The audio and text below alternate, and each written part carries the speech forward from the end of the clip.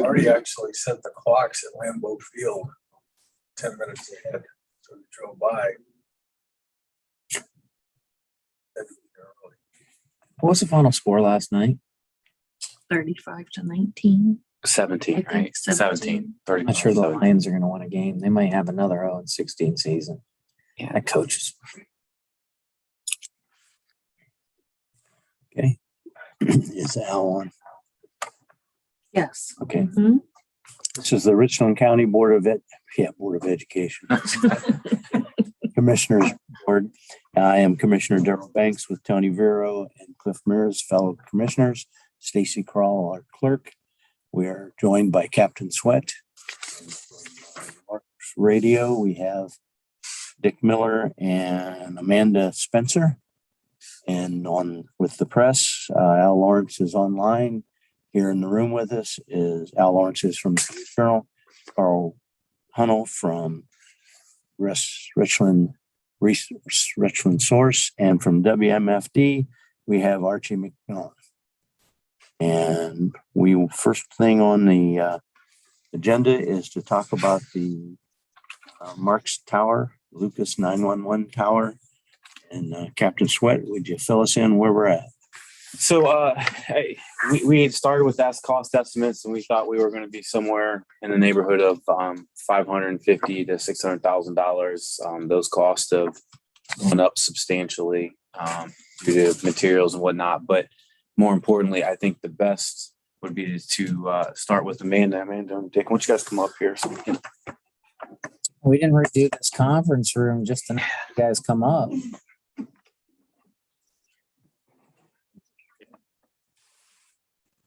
And Amanda, it should be noted, Amanda's from Hall, and she was the engineer group that helped put together the cost that we are paying, the county's paying. Welcome to Richland. Thank you.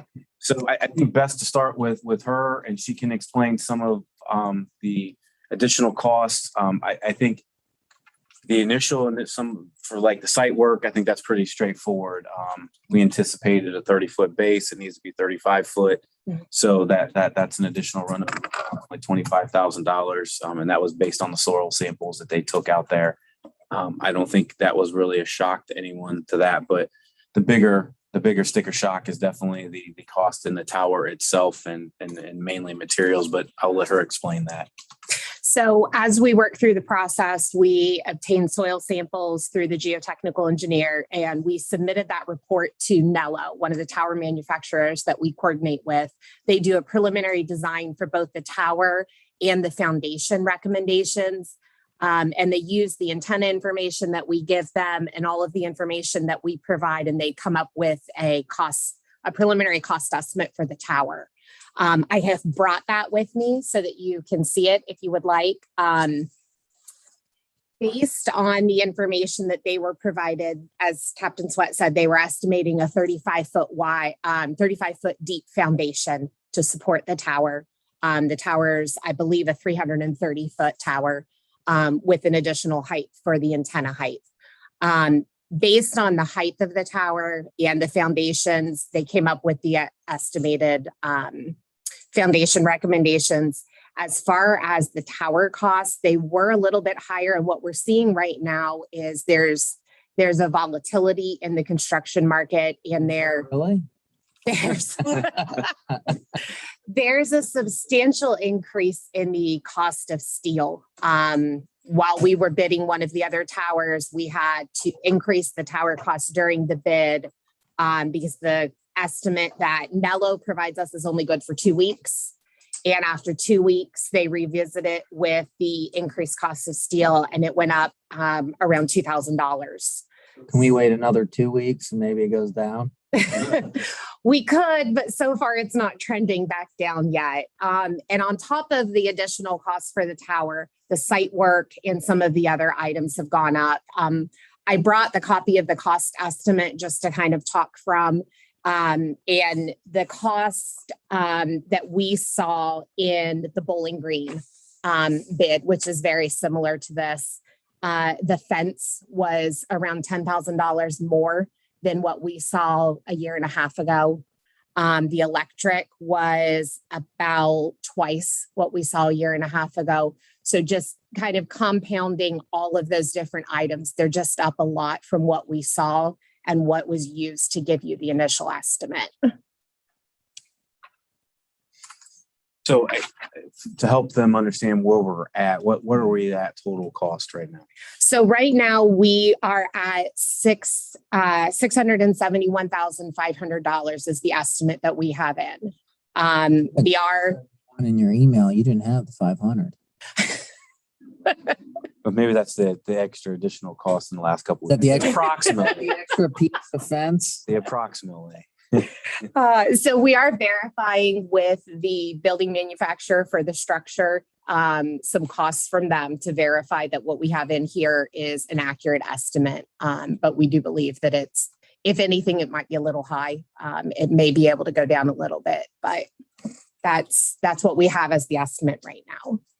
So I think to put that in perspective, we have $400,000 from the state that will help offset this cost.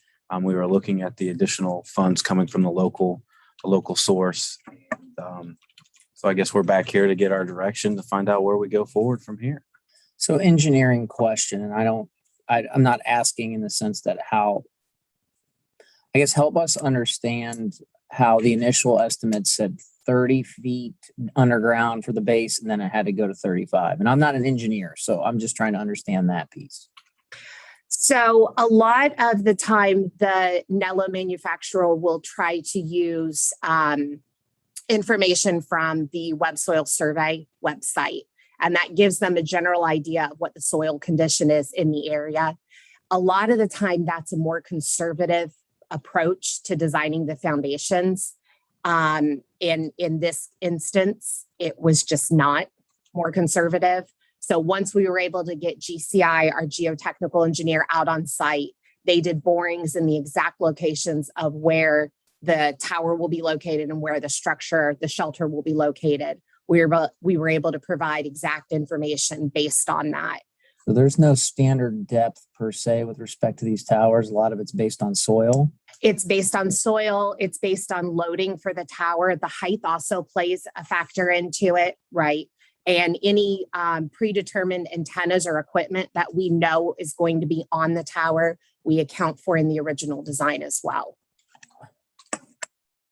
Example of that, Commissioner, would be like over in Salina. When we did Salina, we were drilling into glacier silt.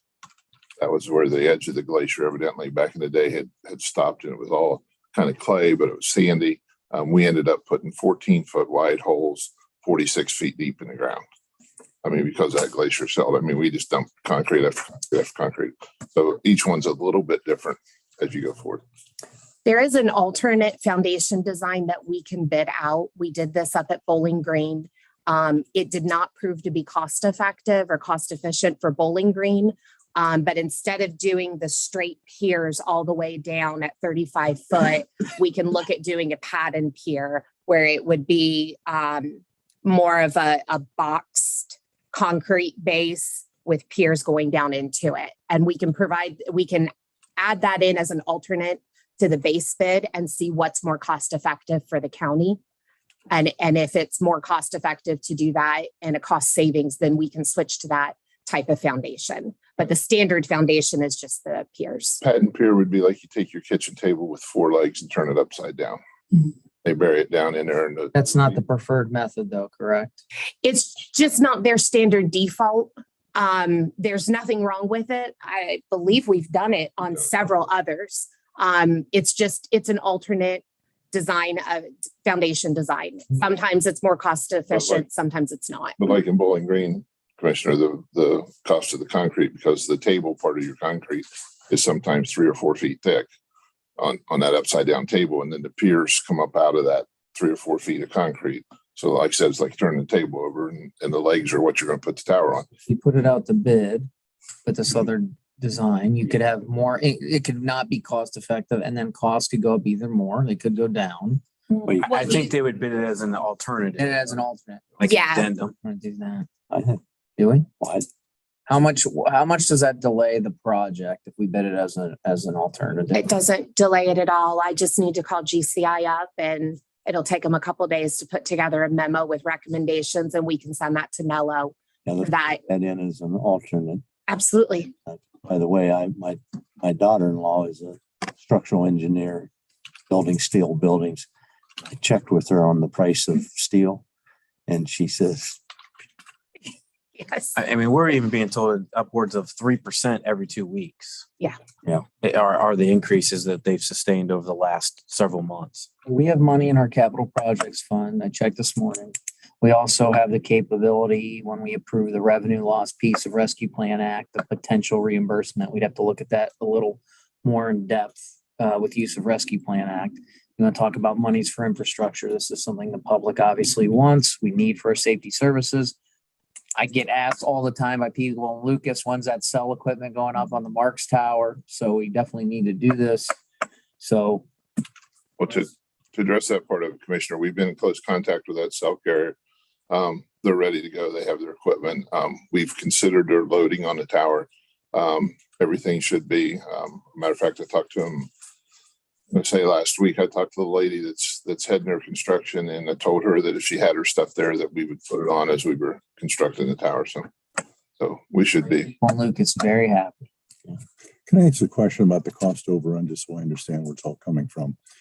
We started at 550,000. We're now at 671,500. That's 121,500. 21,000 that is accounted for because of the change from 30 to 35 feet. So we've got $100,000 difference. Is that the cost of steel difference? $100,000? Sir, I think it's a cost of everything. Steel's up. The cost of delivering the tower from the manufacturer to the site, the cost of delivering the shelter from the manufacturer to the site because fuel's up, the cost of concrete's up because fuel's up. I mean, it's not any one thing that stands out to me. It's the bits and pieces all over the entire project. So between now and the time we actually start the work, could there be another increase?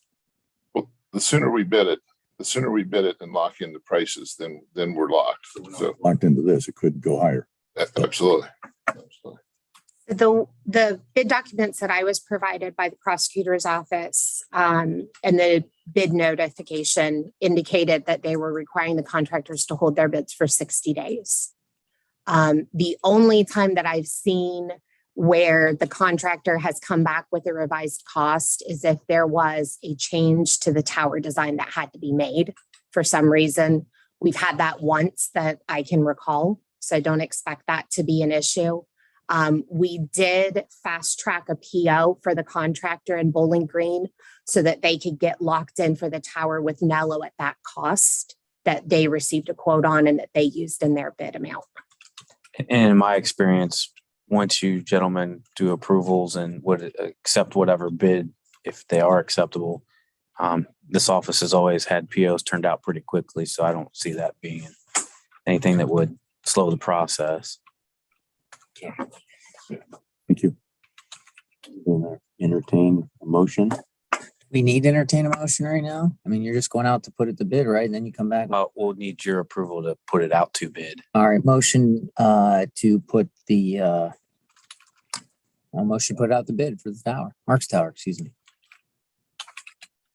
Second that. Commissioner Banks, Yes. Commissioner Barrow, Yes. Commissioner Mears. Yes. Thank you, gentlemen. And I think the next part, as we start working through with this bid process, I'll need to work with the village and the prosecutor's office to get the put together a lease agreement for us to lease the fenced in area from the village. That way we can handle all the building and construction and whatnot. Get Todd Hall out there and do it. The mayor of Lucasville, I'm sure, will be more.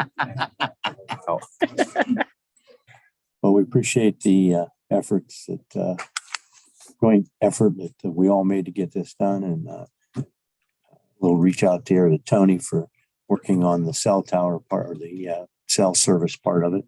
So I think we had a lot of teamwork on this, and looking forward to getting it done. We're hoping, a couple weeks we can have the bid pack. Yeah, absolutely. I received the bid documents, the revised bid documents from Captain Sweat last week. And so I'm working to update all of those and get those back over. It shouldn't take more than a couple more days to pull that together.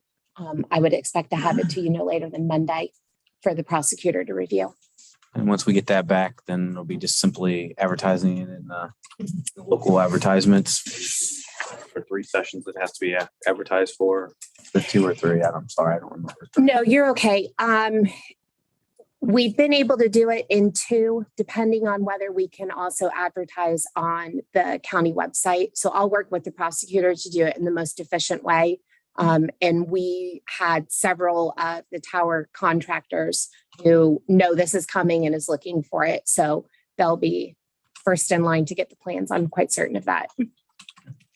And the last thing that I have is that I think for all those folks that always talk about how their tax monies always go to Columbus and don't come back, I think our partnership with Marks has shown how we've been able to bring those tax dollars back from the state to the local level, not just in this project. Because one thing that Dick didn't mention, and can I mention that, Dick, about the equipment?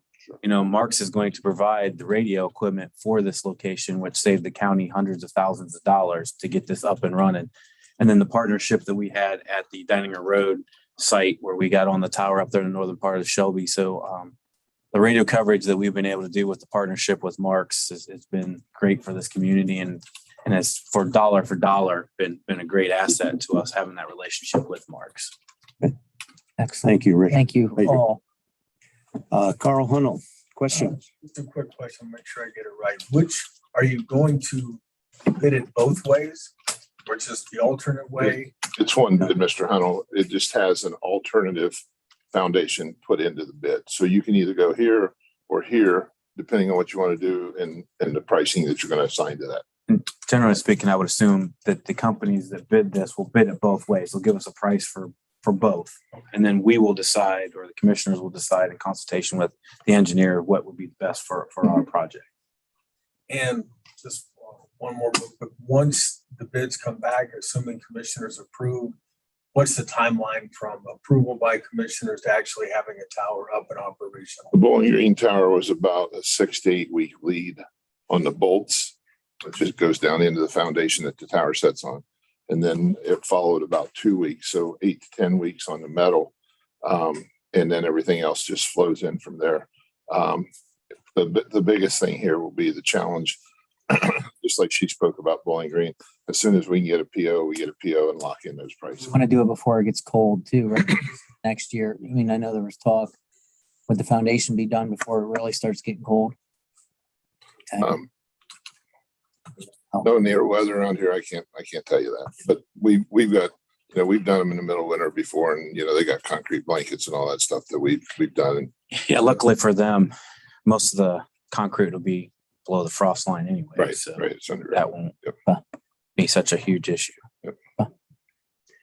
Al, do you have any questions?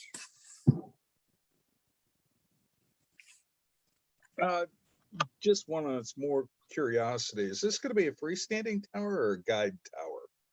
Freestanding tower. Okay, I was wondering because you're talking about 35 feet, and I couldn't see that happening with a guide tower.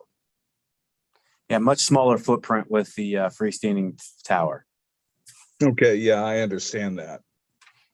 Okay, I think that's all I have. Thank you. Okay, thank you. Well, we sure appreciate you coming in and want to get this stuff. Thanks, guys. Yep. Thank you. Thank you. Thank you.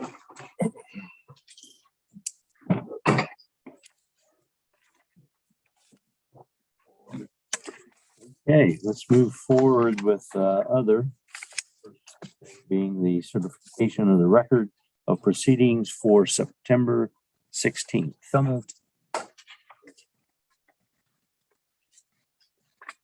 Commissioner Banks, Yes. Commissioner Barrow, Yes. Commissioner Mears. Is there a motion to approve the requisitions? So moved. Second. Banks, Yes. Commissioner Barrow, Commissioner Mears. Yes. We approve the wastewater quarterly overtime resolution. So moved. And we really get these every quarter, right?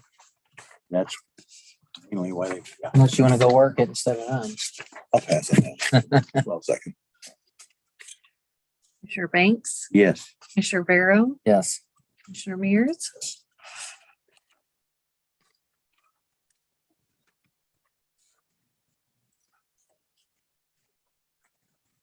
We have from the engineer's office, we have two overweight, overdimension permits.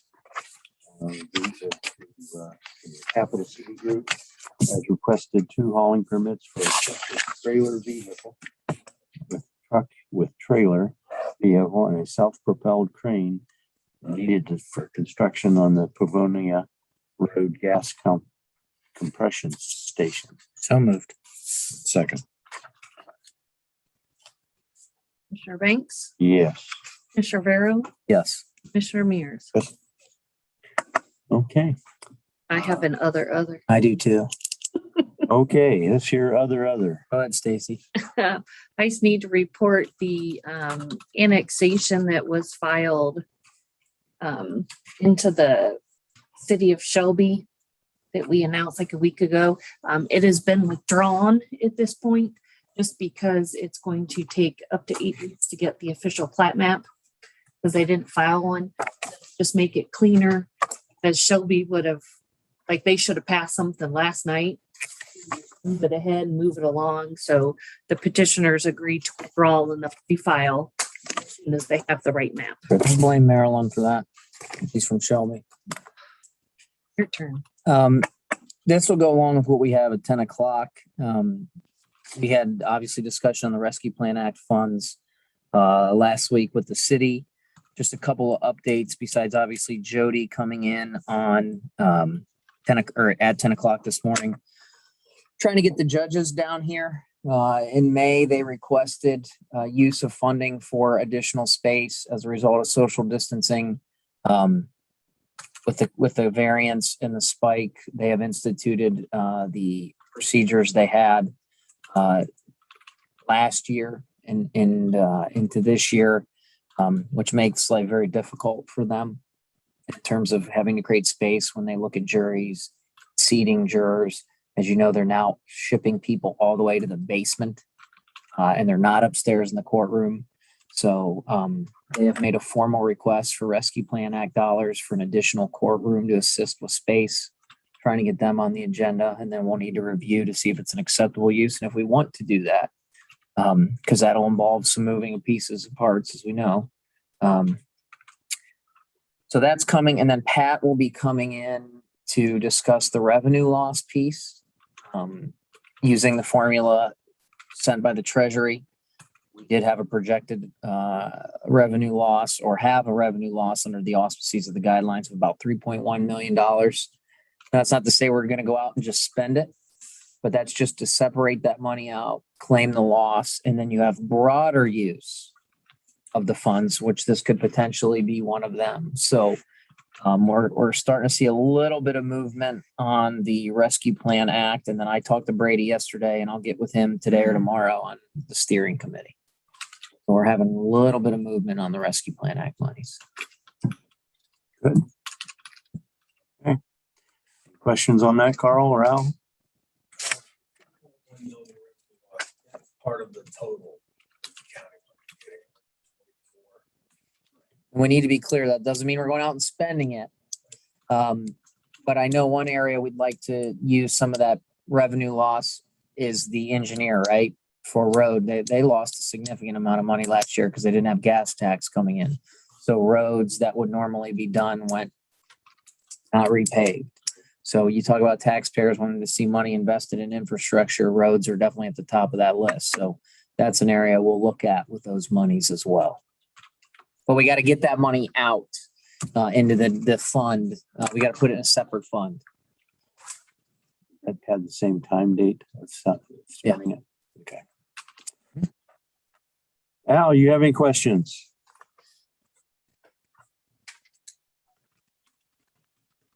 Not at this point. I'm sorry it takes me a while. My touchpad on my screen doesn't always want to respond to my fingers. I didn't know whether I was waking you up or what. Yeah, Al. you sleeping over there, Al? Hey, it's No, I 9:54. try to, hit the thing to unmute my speaker, my microphone here, and my finger just doesn't always make contact with the screen good. It's 9:54 and we stand in recess till 10.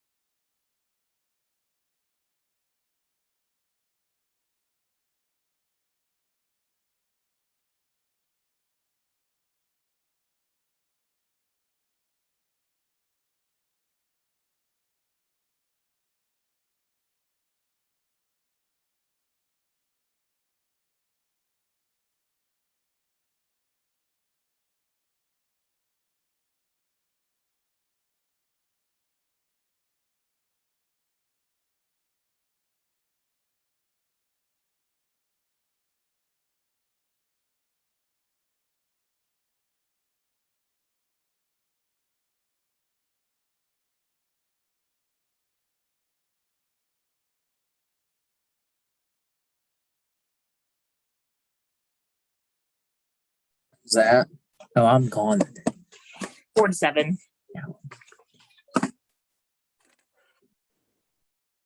Okay, it's 10:01. We are back in session. We've been joined by Jody Perry, and who is the director of the Richland County Area Chamber, not county, but area chamber. And we are going to discuss the small business grants. And you have the floor, ma'am. Right. Forget business and development, or business and economic development. Part of the chamber, right? Yes. The Richland area. Oh, Richland. Oh, for our name. Yeah. What's the full name again? Richland Area Chamber and Economic Development. It is a mouthful. I will answer to anything. I'll look up the initials next time. Well, thanks for having me today. Of course, just to kind of, not that we all don't remember the last year, but last year we worked together on a pretty successful small grant program. About $2.7 million, I think, distributed throughout the county. The largest funding for that coming from you guys through your CARES funds, but then receiving funds from the other local municipalities. So we've kind of talked a little bit about trying to do something again this year. And what I want to propose to you this morning is kind of in line with what we just have seen the state do. A little bit more targeted.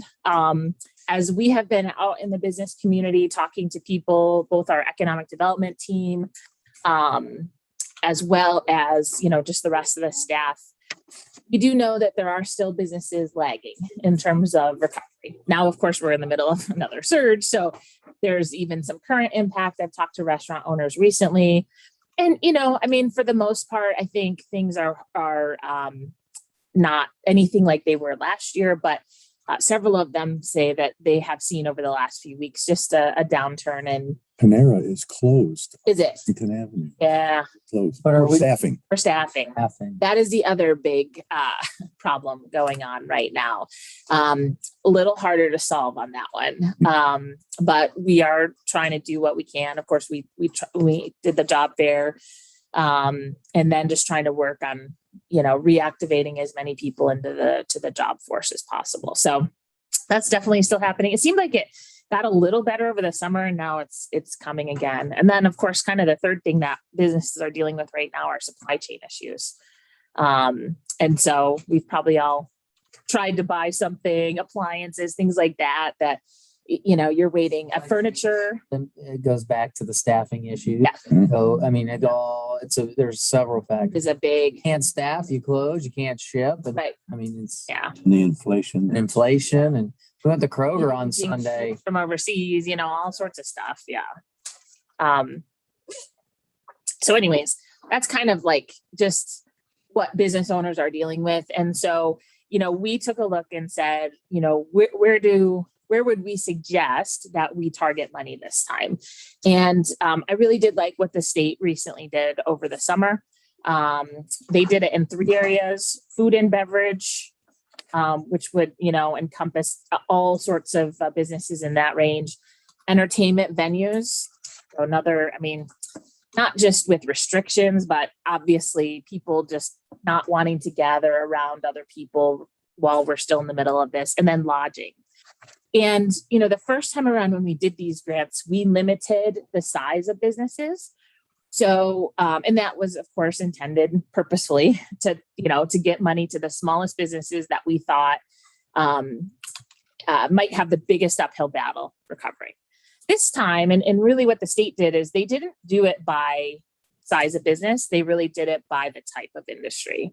You do have to be able to show that you've had a downturn in revenue. So for food and beverage and entertainment venue, you have to show at least a 10% decline in revenue comparing 2019 and 2020. For hotels, it was occupancy rates, a 10% decrease in those. And so as I kind of currently have it drafted, but am interested in feedback for sure, is similarly following that. The other thing the state did this time, of course, you'll remember last time we capped our grants. 7,500 was the most you could get, 2,500 for smaller businesses. And for the most part, we did that based on employee sizes. The state, this time around, their minimum grant was 10,000.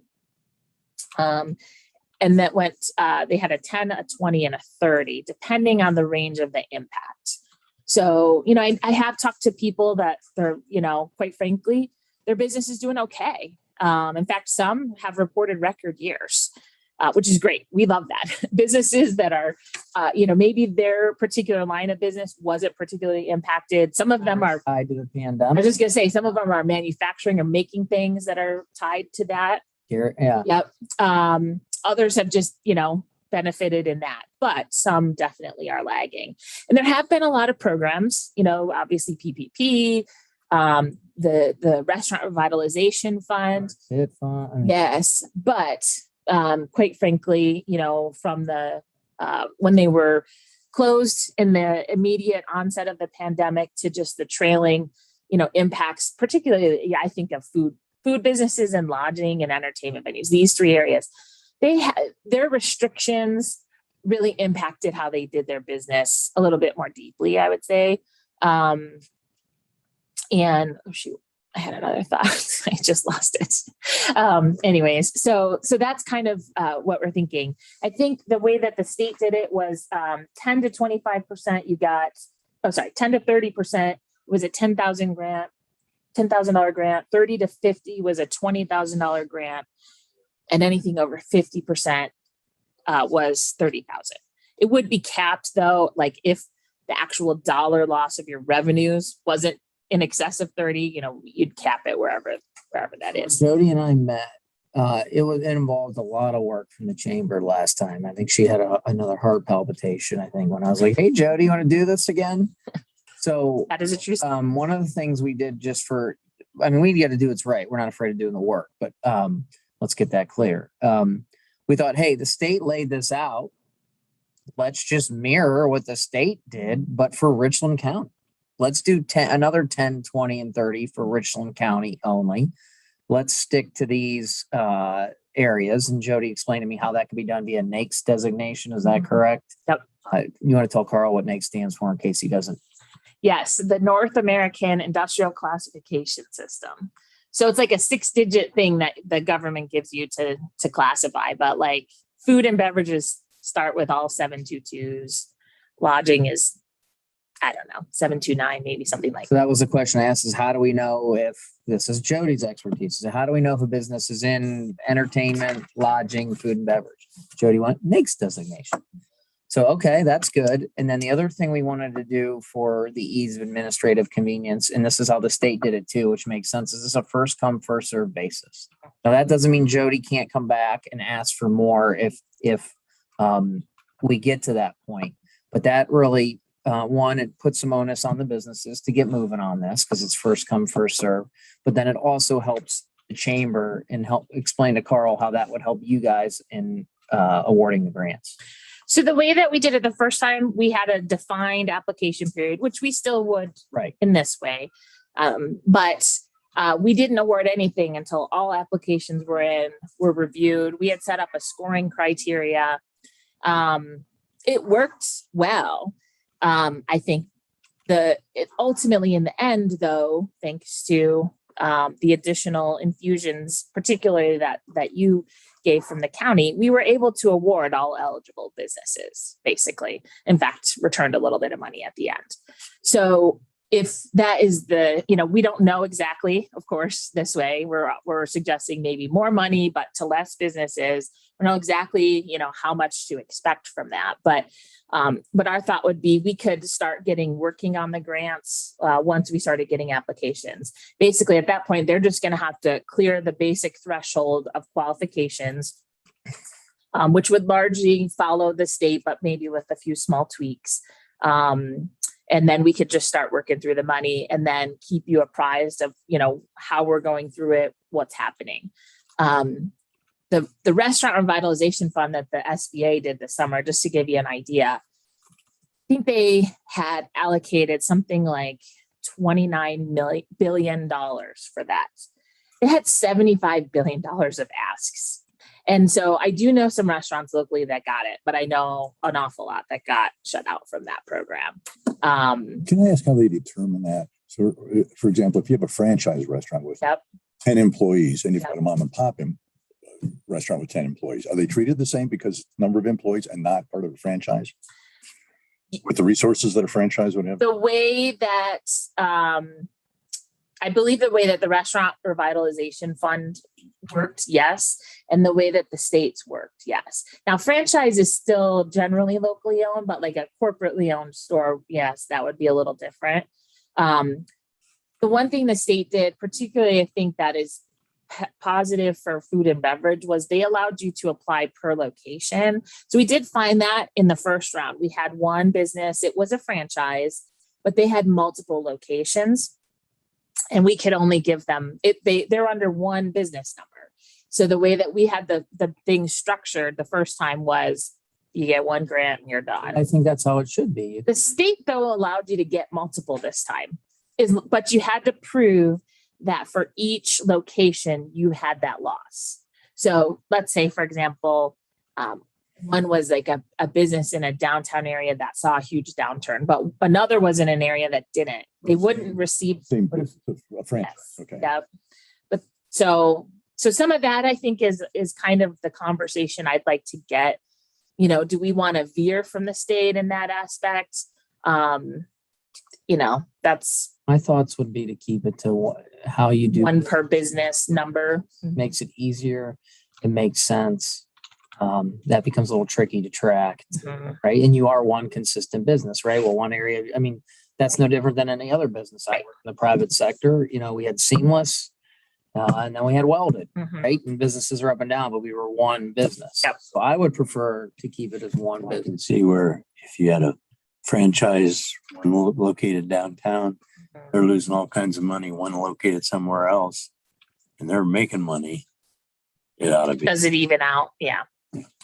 So what are you saying? The that didn't do well would get Well, you money? basically what they're saying is we'll look at it in total. Because they closed one in Lexington, but the one in Walker Lake Road is booming. Do we know that though? Well, Because they've closed it to in person too. So I would suspect. but they're they've taken- open, the drive-through, the carry-out and the dine-in are all open, whereas Panera Lexington is closed totally, not even carry-out, not even curb up. Go in there now? I know you weren't able to go in for the longest time Panera, in Ontario. I have not been in. I don't My know. wife's a member of the coffee club. So Okay. Couldn't get anything. Particular. What? Yeah. So, okay, in that example. Yep. Would, I guess. It would depend on how they did business. Yeah. Right. They probably have separate franchises, I would say. Yeah, and we saw both things before. The first time we did allow franchises to come through, which would be my suggestion this time.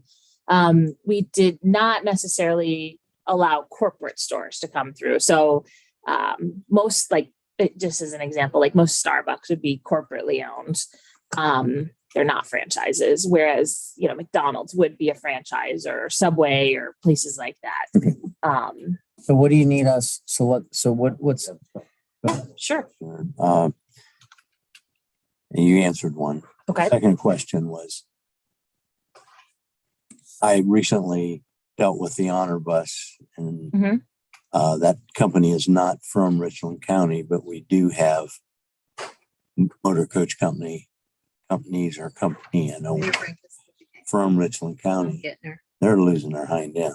Mm-hmm. And is that part of one of the things that you're, It is not, but we could adjust it to.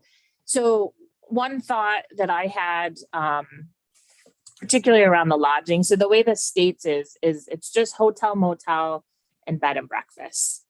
So we could look at, now some of the other tourism things probably do fall under the entertainment venue. Those would be museums, places like that are definitely called out.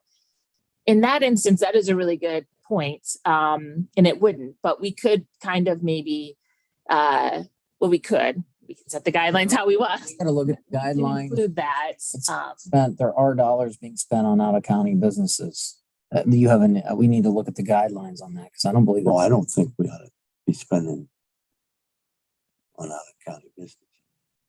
I guess I'm not understanding your question then, with respect to the Honor Bus, because it's not a county. I'm not saying spend it with that company. Okay. I'm saying But there are local companies, us. Oh, yeah. I mean, if it's a local company, yeah. But as it's, wanted to make sure it was Oh, in, yeah. in the yeah, category. it's not, but I think that's a good ad. I think, Yep. yeah. And Yep. the tendency in that company or in that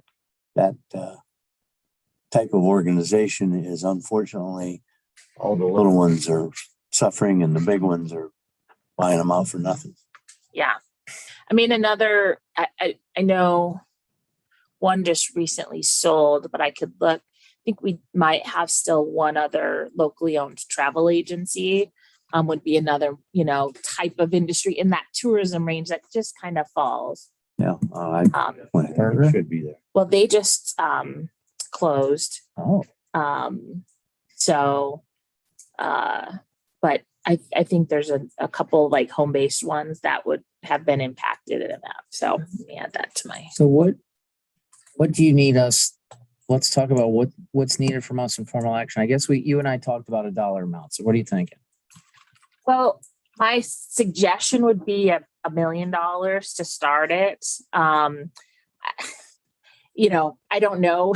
I mean, last time it was 2.7 million, but that was 460 grants. This is going to be a much more narrow funnel this time, but obviously we're going to allow bigger amounts. But that would be my suggestion.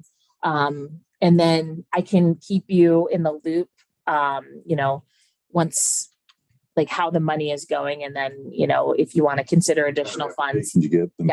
Yep. What I would like is probably my thinking right now is kicking this off in around the middle of October. So I've got a good rough outline of the guidelines. So kind of on the backside of this, we need to build a structure. We would need to kind of come to an agreement, whatever it is we signed with you last time, something similar in that legal language. Yeah, that. Should know Tony's on top of it. Commissioner Barrow. So, and then we need to build a portal for the application itself. And especially if, the way we're proposing to do it this time, first come, first serve. I want to make sure I have at least probably a week to 2 weeks to publicly say for certain, these are the guidelines. Let's do some info sessions. Last time, even though it wasn't first come, first serve, we were deluged with calls like day one. I was like, it's okay. So I'm expecting that again this time. So I want to just throw in a couple weeks to make sure that we've got all of those things taken care of. But that would be my suggestion, and similar in terms of the administrative fee, kind of on the backside for us to run it as what we did last time. All right, well then let's do this. At this time, I'll make a motion to appropriate $1 million of our Rescue Plan Act money for small business and nonprofit grants and per agreement with the chamber. We'll also talk about administrative fee. Do you want to see Identify the the actual business types, because it isn't just open, it's not all small. Well, I think the agreement, I don't think we need to do that. The agreements, well, all right, I'll revise my motion.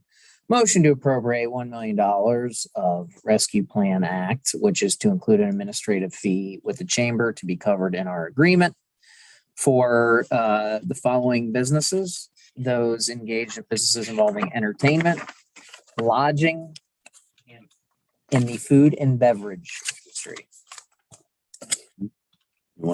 Does that include the motor coach industry and the travel agency? Yeah, well, lodging/tourism, let's call it. Lodging/tourism. I will second that.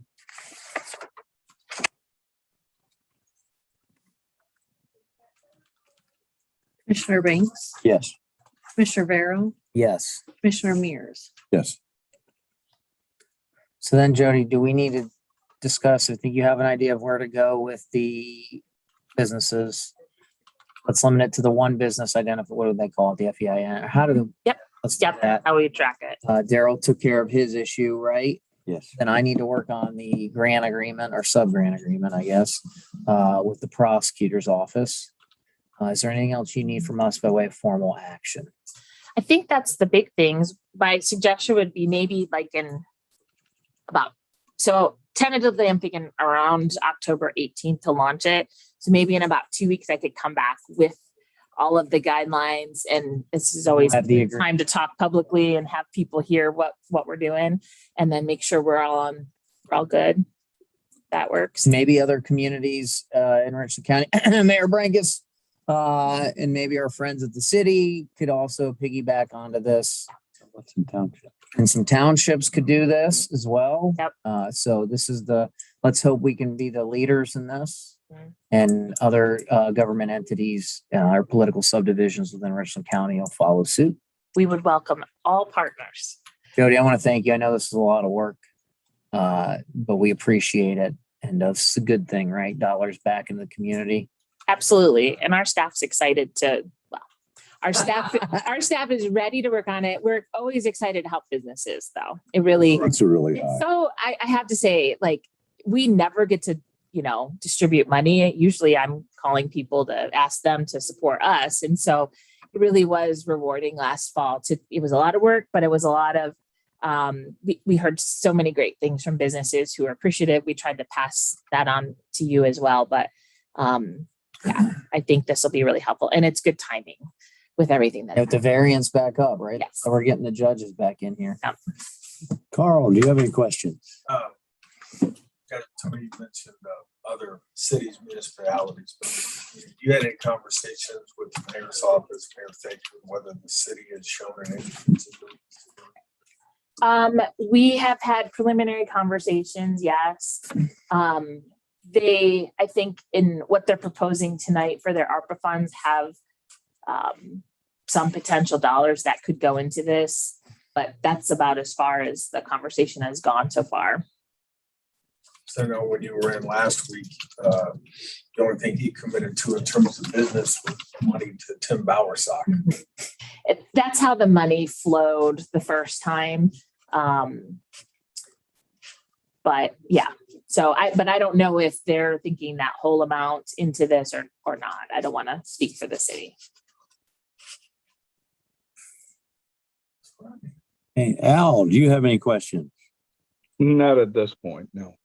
Well, you're quick on the button that time. Yeah, I know. My button must have worked. We must have Right. keeping you awake. No, I anticipated for a change. All right. Well, if there's no other questions, at 10:24, we will stand in recess until 11. Thank you. Jody, we Thank you. Thank you.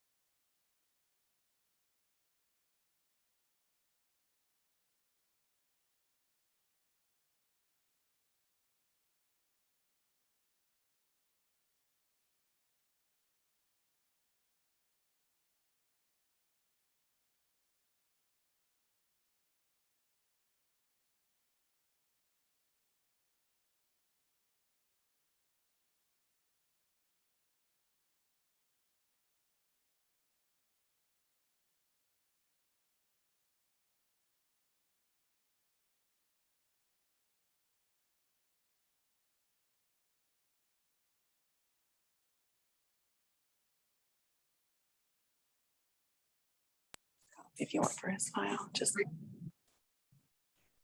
It is now 11 o'clock and I would entertain a motion to go in executive session to discuss discipline. So moved. Second.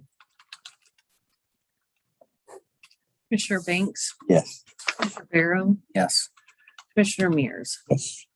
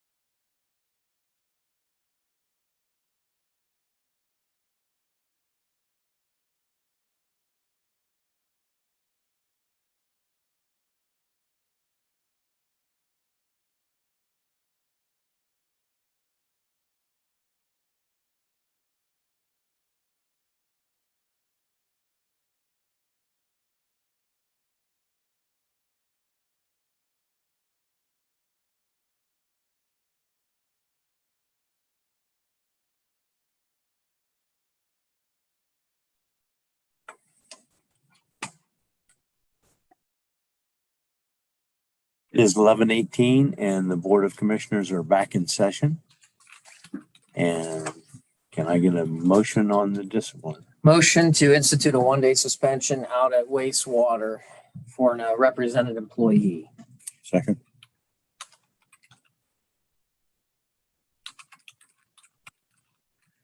Commissioner Banks, Yes. Commissioner Vero. Yes. Commissioner Mears. I get a motion to go into executive session to talk about compensation. so move. Second. Date and I'll prepare the paperwork for you. Commissioner Banks, Yes. Commissioner Vero, Yes. Commissioner Mears. Yes. See you later.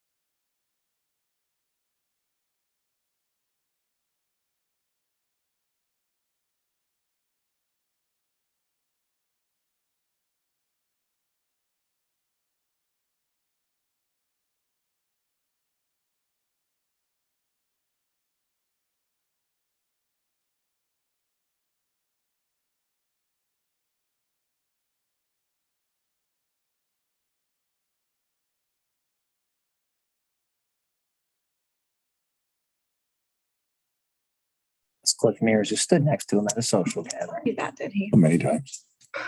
Many examples.